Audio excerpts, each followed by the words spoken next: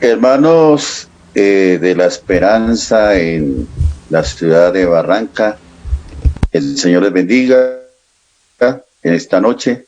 Quiero saludar al hermano Robinson, su familia, al hermano Eliseo, su familia, al hermano Samuel, su familia, y a todos los hermanos que están en sintonía esta noche en este programa especial donde el tema central es la gracia.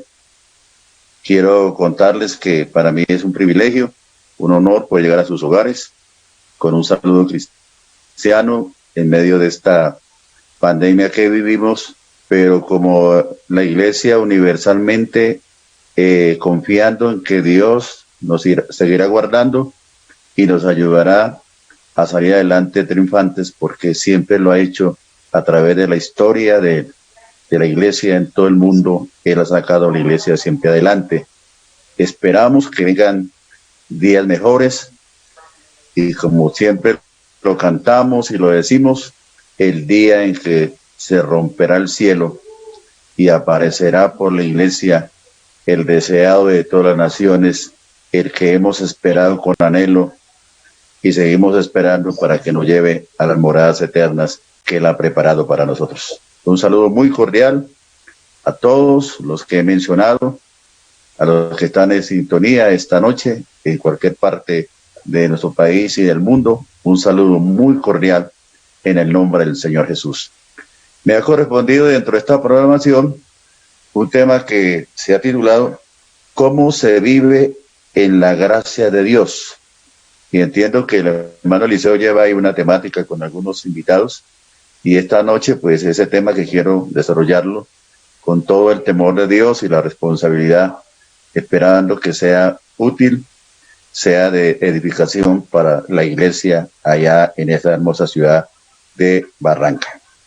Voy a invitarles que abran su Biblia en el capítulo 5 de Romanos y leemos los primeros 2 versículos de esta escritura, donde dice así la Biblia: por tanto, habiendo sido justificados por la fe, tenemos paz para con Dios por medio de nuestro Señor Jesucristo, por medio de quien también hemos obtenido entrada por la fe a esta gracia, en la cual estamos firmes y nos gloriamos en la esperanza de la gloria de Dios.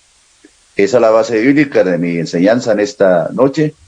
Vamos a orar, que Dios nos ayude, que el tema sea muy claro para que todos lo puedan entender y podamos, repito, ser edificados en el conocimiento de la palabra de Dios. Oremos todos, inclinemos nuestros rostros y oremos. Padre Celestial, te damos gracias en esta noche por dar la oportunidad de llegar a muchos hogares con tu palabra.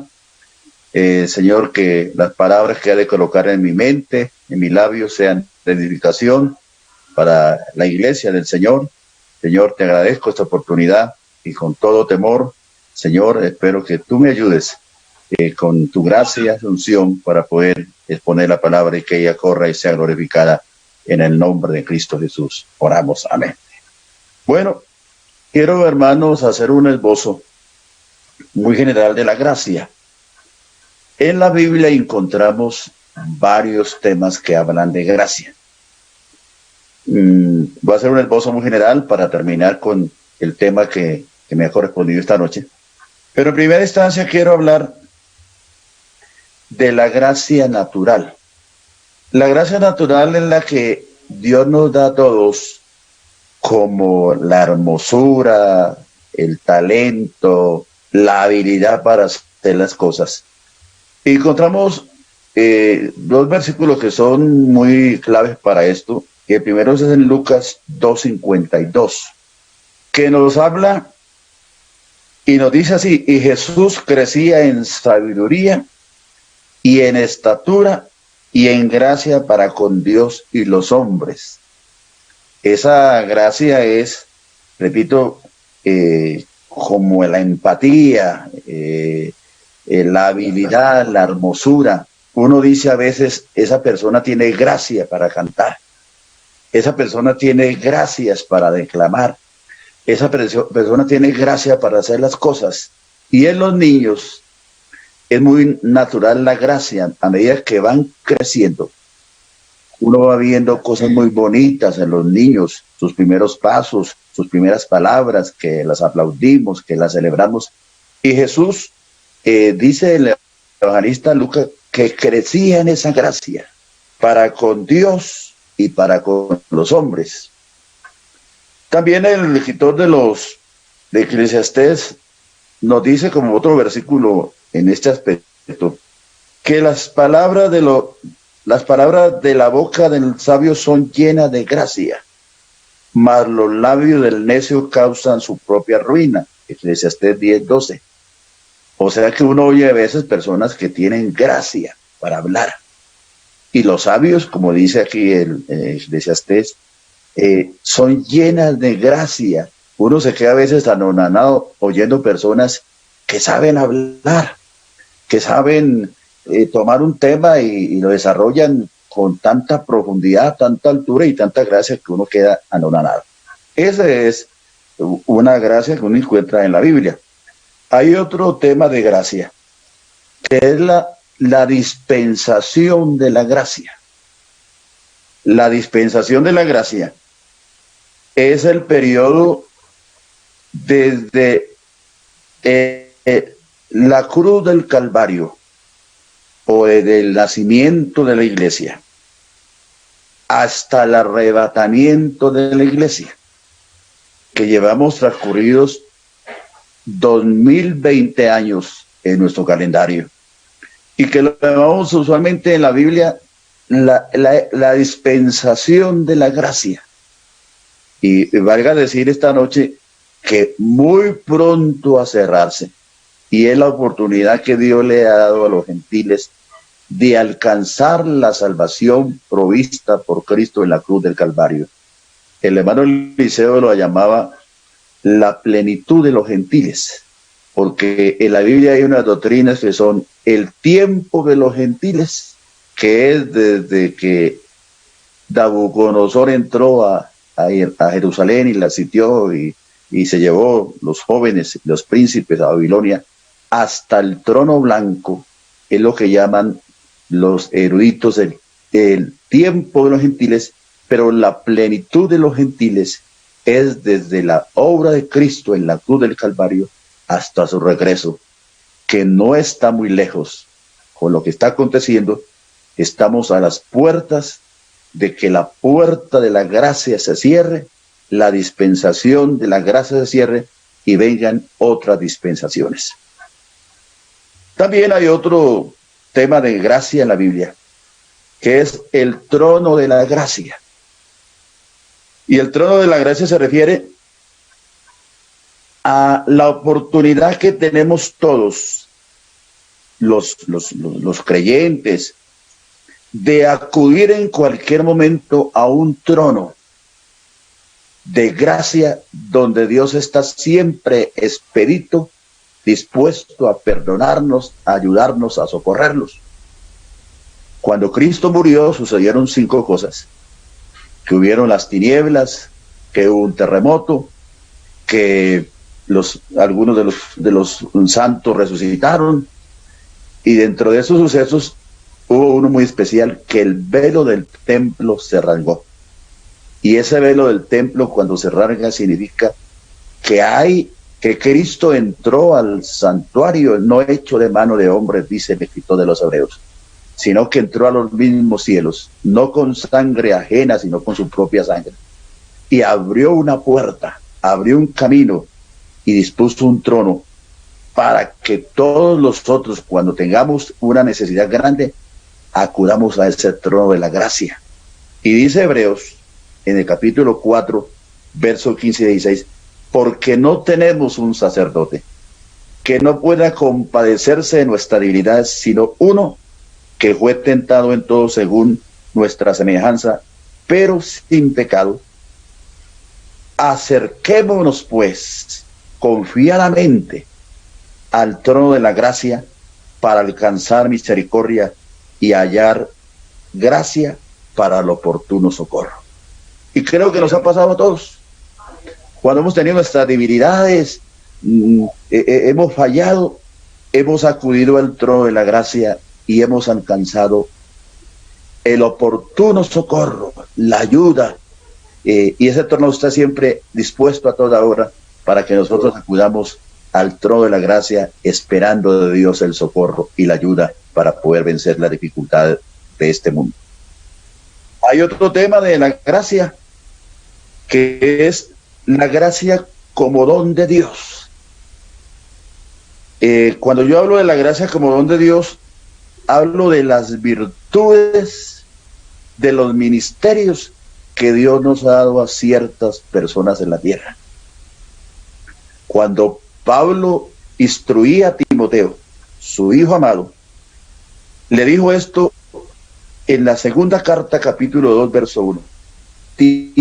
Timoteo, mi querido hijo, sé fuerte por medio de la gracia que Dios te da en Cristo Jesús. Y ustedes saben, los hermanos que han leído las epístolas de Pablo a Timoteo, cómo él le instruye, porque va a empezar un ministerio muy especial. Y hasta le dice, no, ninguno tenga poco tu juventud, sino sea ejemplo a los creyentes, en piedad, en justicia, en amor, bueno, en santidad. Pero le dice que sea muy fuerte por medio de la gracia que Dios te da en Cristo Jesús. ¿Y cuál es esa gracia? Pues hay algunos versículos aquí muy importantes. En 1 Corintios 15:10 dice Pablo, pero por la gracia de Dios soy lo que soy, y su gracia no ha sido en vano para conmigo. Antes he trabajado más que todos ellos, pero no yo, sino la gracia de Dios conmigo. Mira, hermanos, los que tenemos el privilegio de ser pastores o servidores en la iglesia, yo siempre lo he dicho, lo digo esta noche en este escenario, uno no puede, como de hace muchas islas, decir mi capacidad académica, mi experiencia, mi conocimiento. No, lo que somos esta noche es únicamente por la gracia de Dios, que eres el que nos ha dado ese privilegio de ser servidores en la iglesia. Llámese usted hermano diácono en la iglesia, llámese líder de cualquier comité. Eso no es usted por su capacidad, por su habilidad, solo por la gracia de Dios, que es la que nos ha concedido para poderle servir a Él. Eso dice Pablo, que Él había servido mucho, pero no yo, sino la gracia de Dios conmigo. Y hay otros versículos que Pablo habla de este tema. En Gálatas 1, 15 y 16. Pero aún antes que yo naciera, Dios me eligió y me llamó por su gracia maravillosa. Luego le agradó revelarme a su Hijo para que yo proclamara a los gentiles la buena noticia acerca de Jesús. Pablo admite que aún antes de nacer, Dios lo había escogido por la gracia maravillosa. Yo siempre cuando enseño a los pastores digo, acordémonos del momento en que Dios nos llamó. Y si habla Ángel Miro Camacho, cuando Dios me llamó, en la iglesia donde yo nací espiritualmente, había jóvenes mucho más virtuosos que esta persona, mucho más talentosos, con mayores habilidades, pero a Dios le plació escogerme a mí por su gracia para hacerme ministro del Evangelio. Y lo hago con responsabilidad, con altura, con temor, porque lo que somos se lo debemos a Él. Hay otro versículo que Pablo menciona en Efesios 3:7. Por la gracia y el gran poder de Dios, se me ha dado el privilegio de servirlo, anunciando esta buena noticia.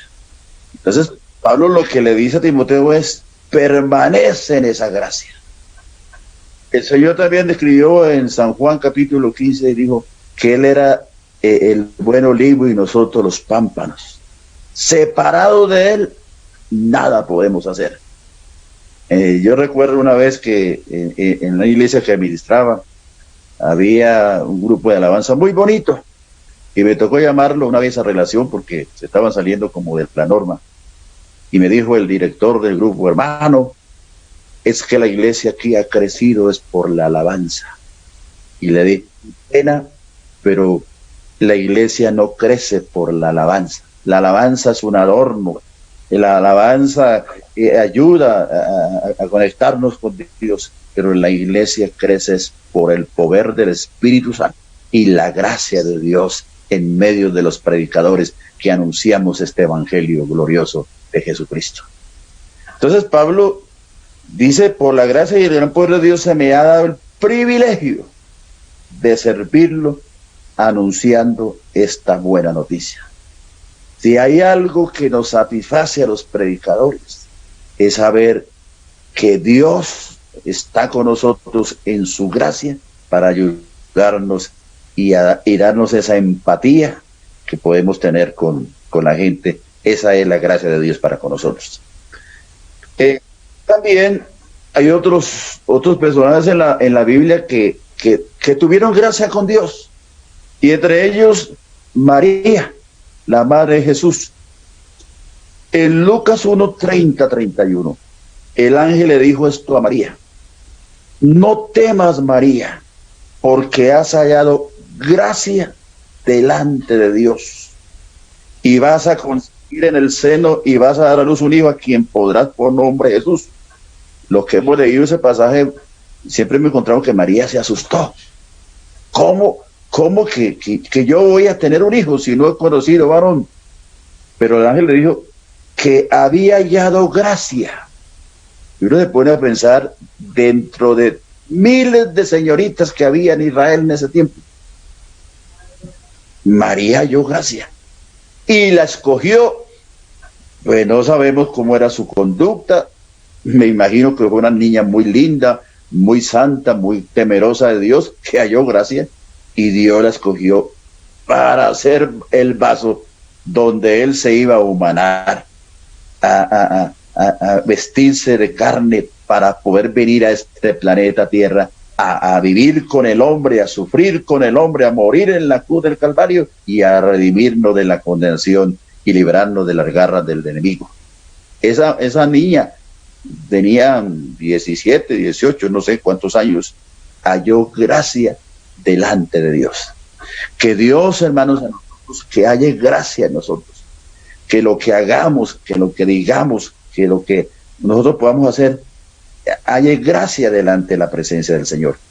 Otro personaje que halló gracia delante de Dios, hablando de la gracia como un don, fue Noé. Dice Génesis 6, versículo 8 y 9: pero Noé halló gracia ante los ojos de Jehová. Y estas son las generaciones de Noé. Noé, varón justo, era perfecto en sus generaciones, con Dios caminó Noé. Y seguro que también habían muchos hombres en esa época, muchos, pero Noé halló gracia delante de Dios. ¿Y por qué halló gracia? Era un varón justo y perfecto. Era un hombre que andaba en los caminos de Dios, temeroso de Dios, y era varón justo, y era un varón perfecto delante de él, y Dios halló gracia delante de él. Y ya hablemos de la gracia salvadora, que es en quinta instancia donde estamos incluidos todos los que hemos sido llamados a este evangelio. Cuando yo adoctrino a los hermanos para ser bautizados, lo primero que les digo en esa escala, los predicadores me entienden, en esa escala de lo que es el plan de salvación, yo empiezo a hablar de la gracia. Después hablo de la fe, después hablo del arrepentimiento, después hablo de la conversión, después hablo del bautismo en agua, después hablo del bautismo del Espíritu Santo, después hablo de vivir en santidad y por último hablo de vida cristiana. Y cuando yo doy doctrina para adoctrinar, digo, lo primero es la gracia. ¿Y qué es la gracia salvadora? Que Dios de casi 8.000 millones de habitantes que existimos en la tierra, Dios a mí me haya revelado el Evangelio. Porque el Evangelio de Dios no se lo revela a todo mundo. Mucha gente oye el Evangelio y llevan años de escuchar el Evangelio, pero no lo entienden, no lo comprenden, no le ha sido revelado el Evangelio. El Evangelio se lo revela Dios por la gracia. El Evangelio es una revelación de Dios. El Evangelio no se aprende en la universidad. El Evangelio no lo venden en la farmacia. El Evangelio no lo dan en cualquier lugar. El Evangelio es una revelación de Dios directamente y es por su gracia. Cuando Jesús le dijo a sus discípulos, ¿quiénes dicen ustedes que soy? ¿O quién dice la gente que soy yo? Recuerdan que en Mateo 16 dice, ellos dijeron, pues algunos dicen que tú eres Elías, que tú eres Jeremías, pero él quería saber qué opinaban ellos. ¿Ustedes qué opinan? ¿Quién soy yo? Y recuerdan que Pedro dijo, tú eres el Hijo de Dios. Y Jesús le dijo, bienaventurado Pedro, porque esto no te lo reveló ni carne ni sangre, sino mi Padre que está en los cielos. Y estos días le enseñaba a mi niño sobre Natanael. Natanael, que Felipe le dijo, ven y te muestro un hombre que me parece que es el Mesías. Y Natanael dijo, de Nazaret ha de salir algo bueno. Parece que Nazaret era un pueblito de artesanos, no había salido ningún hombre así importante, pero Felipe dijo, ven y mira. Y cuando se acercaron a Jesús, Jesús le dijo a Natanael, he aquí un verdadero israelita en el cual no hay engaño. Y Natanael se asustó. ¿De dónde me conoce? Dijo, cuando estaba debajo de la higuera te conocí.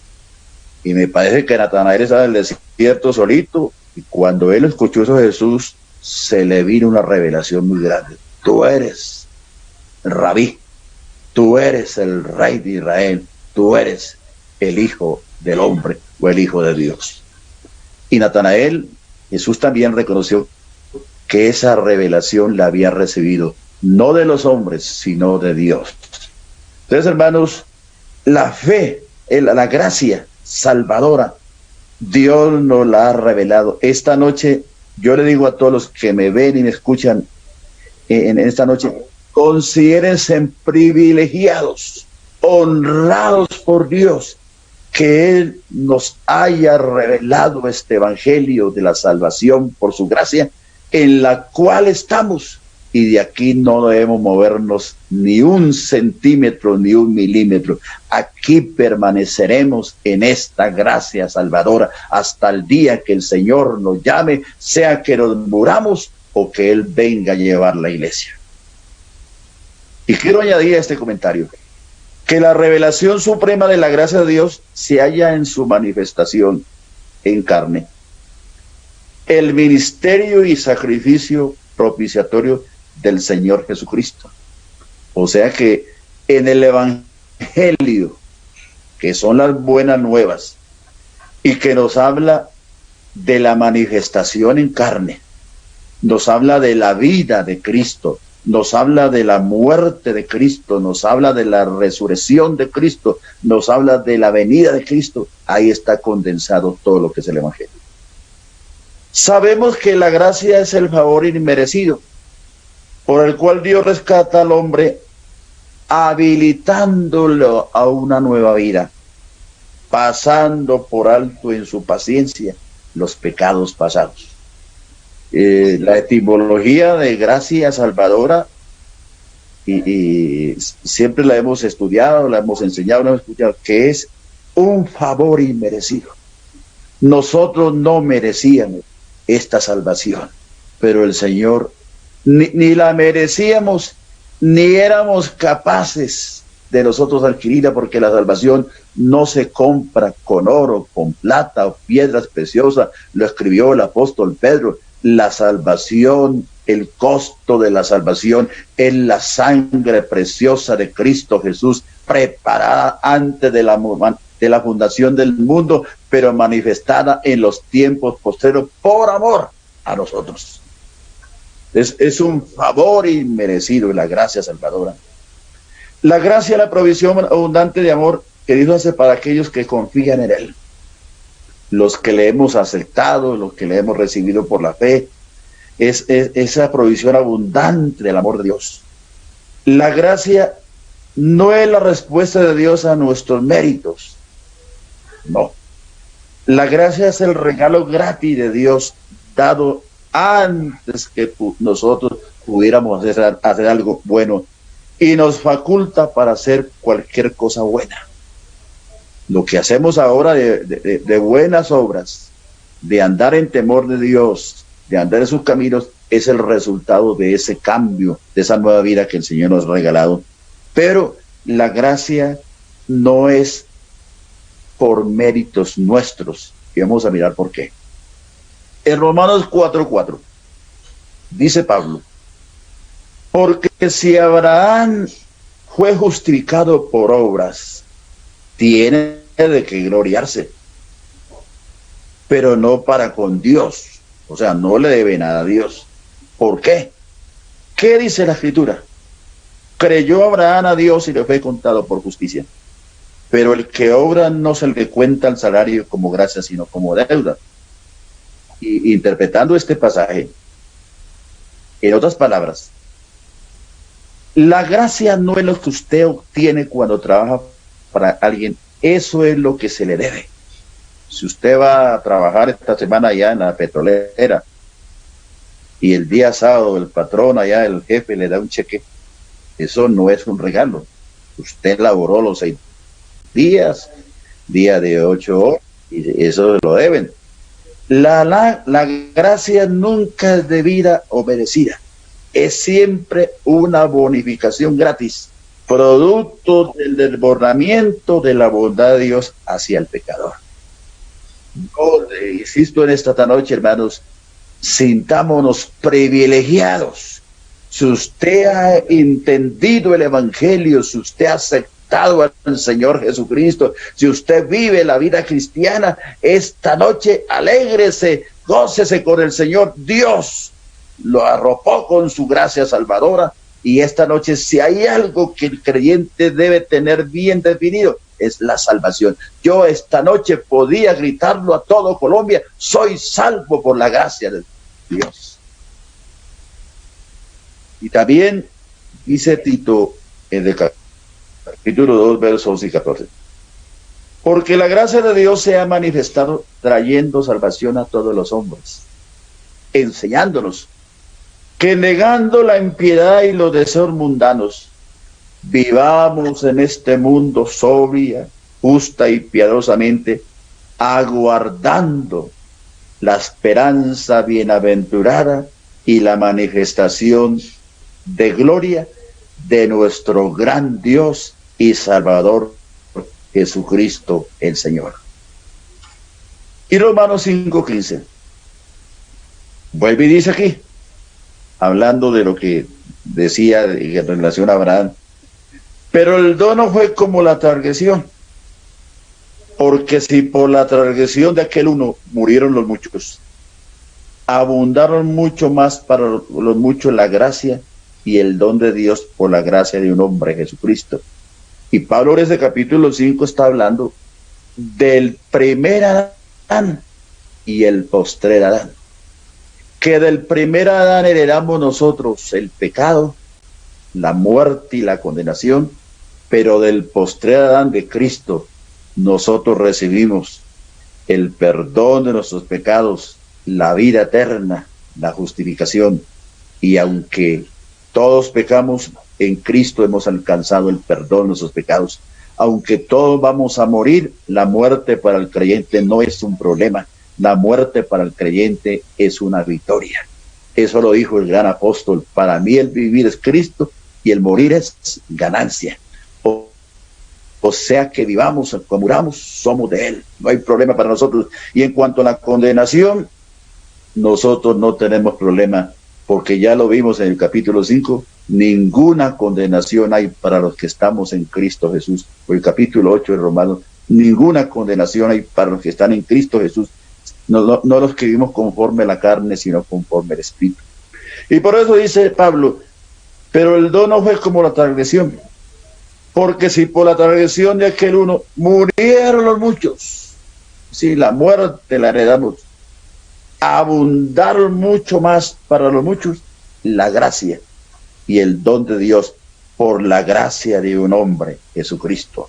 Bendito sea nuestro Señor Jesucristo, adorado sea nuestro Señor Jesucristo, exaltado sea nuestro Señor Jesucristo, que murió en la cruz para arroparnos con su gracia y librarnos de la condenación eterna.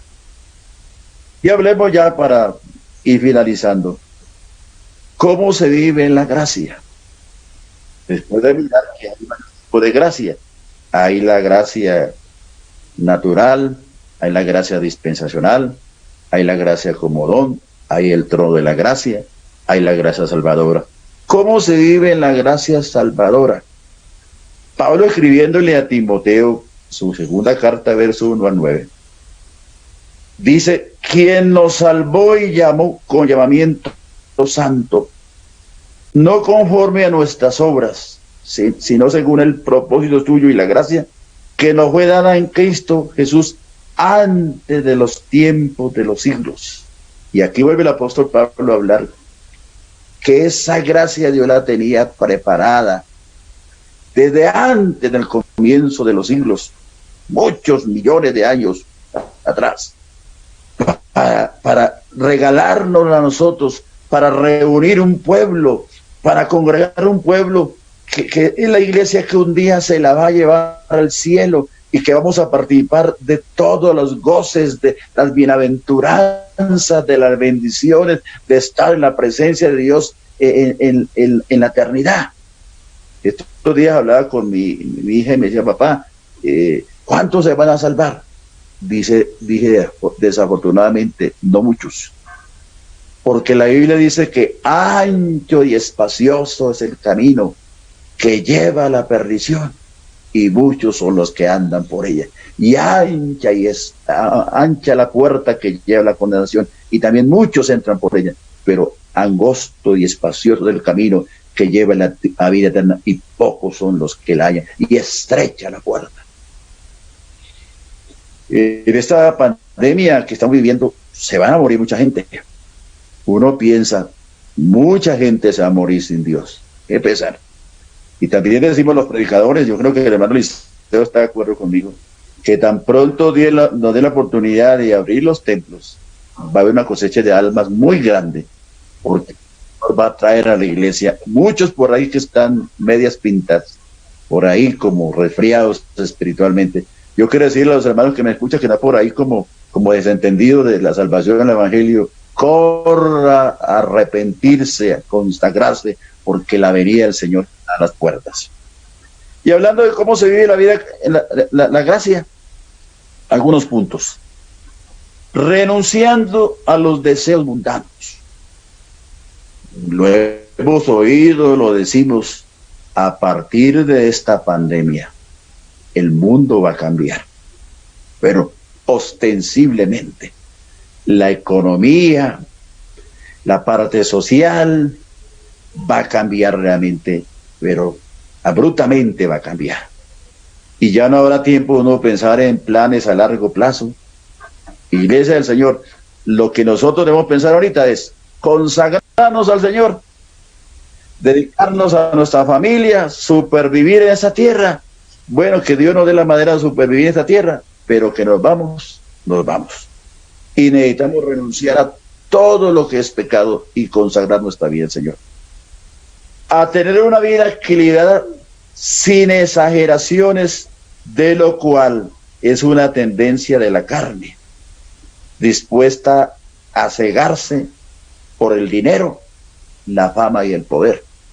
Yo estos días compartía con un pastor Jeremías 9:23, donde Jeremías dijo, no se alabe el rico en su riqueza, no se alabe el sabio en su sabiduría, no se alabe el valiente en su valentía, alabes el que se ha de alabar en conocerme que yo soy Dios, que quiero justicia en la tierra. Y yo decía, el hermanito más sencillo en la iglesia, que a veces vemos por ahí en un rinconcito, pero si conoce a Dios, es el privilegio más grande, porque ¿cómo están hoy en día los grandes, los ricos, los famosos? Acorralados, encerrados, porque el oro no vale hoy en día mayor cosa.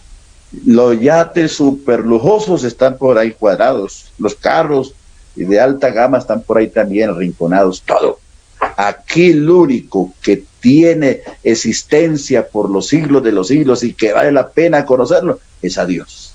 Lástima que nuestros gobernantes lo tienen también a Dios a un lado, pero la iglesia sí, creo que en estos días, alguien por ahí describió que el diablo nos cerró las iglesias, pero que Dios le dijo, pero que cerró las iglesias, en cada casa hay una iglesia, porque hoy en día en cada hogar es una iglesia.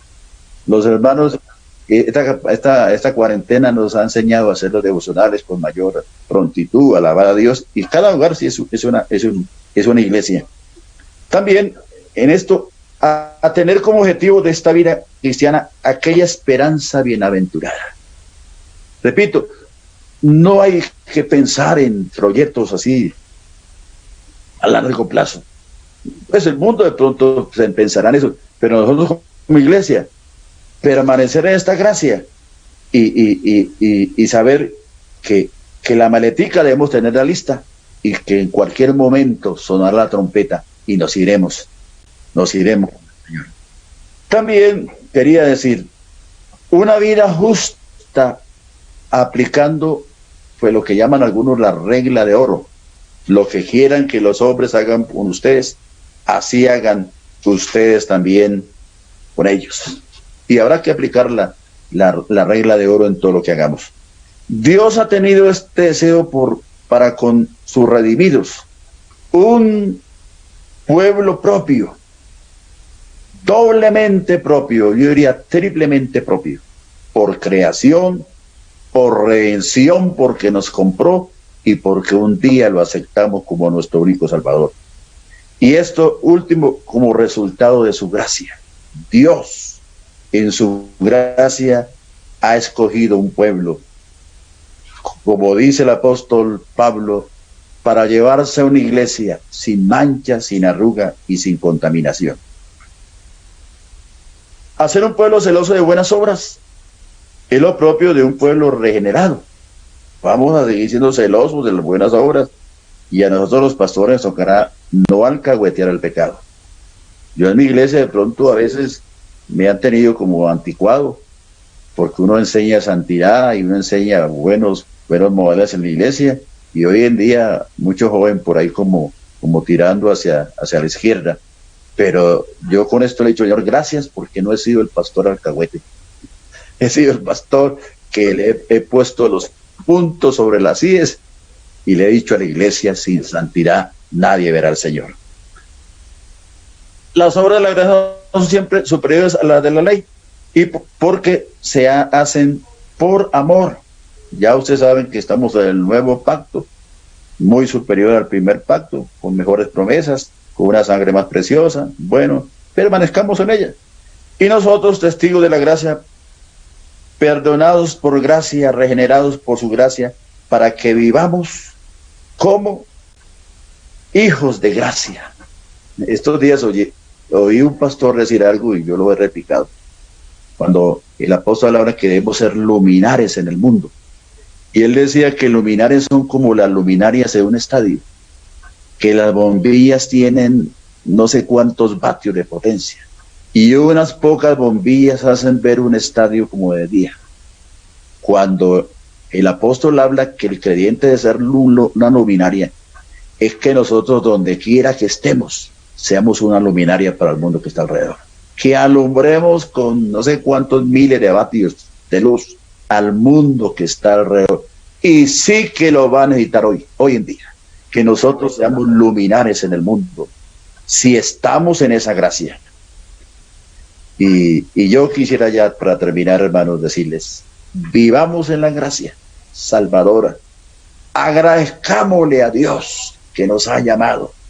Yo todos los días le doy gracias a Dios que me ha llamado a esta gracia, que me ha metido en esta gracia, y lucharemos hasta el final pase lo que pase, lucharemos, nos esforzaremos a permanecer en esta gracia, hermanos, porque hoy la Biblia nos da la razón, la historia nos da la razón, el mundo contemporáneo nos tiene que dar la razón. Los creyentes no somos locos, los creyentes somos un pueblo que Dios ha acogido con su gracia y hemos estado anunciando hace muchos años que esto que está ocurriendo iba a suceder. Pero gloria a Dios que aunque a veces nos preocupa del futuro, pero también por dentro hay una alegría de saber que Dios no ha dejado su palabra avergonzada, que su palabra todos los días brilla con luz propia y que tiene un pueblo que vive en su gracia y que seguiremos viviendo en la gracia hasta el día en que el Señor venga. Hermanos, queridos hermanos Eliseo y familia, hermanos de esta ciudad bonita de Barranca y sus alrededores, los que me escuchan esta noche, digámosle al Señor que nos permita seguir viviendo en su gracia. Esta gracia salvadora que por amor a la humanidad, Él vino a esta tierra, sufrió en la cruz del Calvario la muerte y que lo hizo todo porque Él esperaba un pueblo que un día, y como dice Isaías, verá el fruto de su aflicción y quedará satisfecho.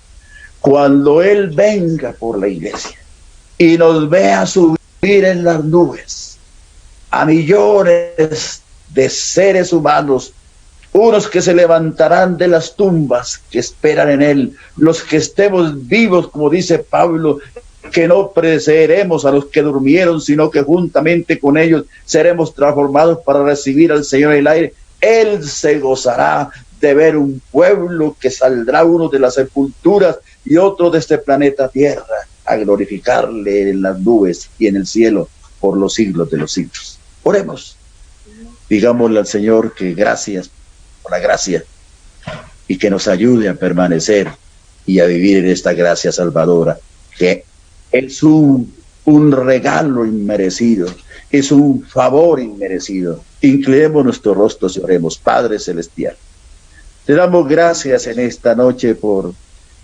el regalo que nos ha dado de la salvación, por la vida eterna que nos ha regalado. Te damos gracias, Señor, porque sin merecerlo, sin ser los mejores, sin tener méritos, tú nos metiste en esta gracia, nos llamaste a esta gracia. Y en esta noche, gracias, Señor, te damos, te adoramos, te bendecimos, te exaltamos, Señor, y permítanos seguir batallando esta vida cristiana hasta el final, hasta esperar el día glorioso en que tú has de venir por esta iglesia, Señor, y llevarla a las moradas eternas, Señor. Gracias te damos en esta noche. Bendice al hermano Eliseo, su familia, su esposa, sus niños. Bendice la junta local. Bendice a mi amigo Samuel con su familia. Bendice los líderes en la iglesia. Bendice los hermanos. Bendice los amigos.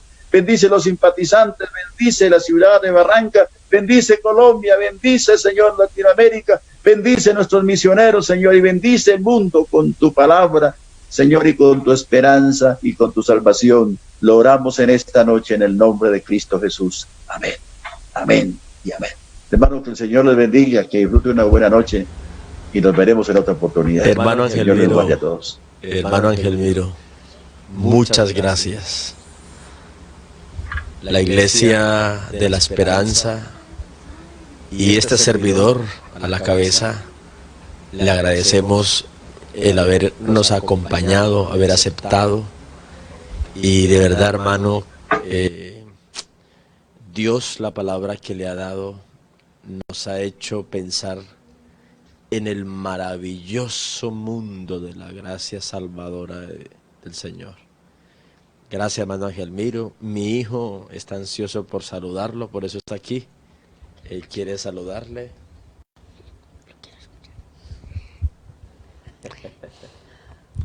Dios le bendiga, hermano Ángel Miro. Dios le bendiga. Saludos. Saludos a su hija, dígale que tenga un feliz cumpleaños. Y saludos a su hijo, y que Dios les bendiga a todos por allá. Para que la saluden. Amén. Gracias, hermano Gelmiro. Estamos aquí en vivo. Saludo a los hermanos que se han mantenido en la transmisión. Y bueno, quiero agradecer a Dios realmente, al hermano, a mi esposa primeramente, a mis hijos. Y hermanos, la joven que están viendo allí es la hija del hermano Ángel Miro Camacho, Stephanie. Cumplió 15 años, Steffi, cumplió 15 años la semana pasada. Yo le había dicho al hermano que íbamos a orar aquí. Hoy está cumpliendo años también dos jóvenes, la hermana Luisa y Joana Álvarez. Ayer cumplieron años tres niños, Luis Castro, Luisito y los hijos de la hermana Angélica. Steffi, feliz cumpleaños. Más vale tarde que nunca. A Pedrito. Oh, está grande Pedrito. Dios te bendiga, Pedrito. Y bueno, ya que estamos aquí, hermano Angelmiro, qué bien que usted, como un anciano de nuestra iglesia, respetado, ore por las dos jovencitas que están cumpliendo años hoy, Joana Álvarez, Luisa Ardila, y también en esta oración oraremos por los niños que cumplieron años ayer. Hermano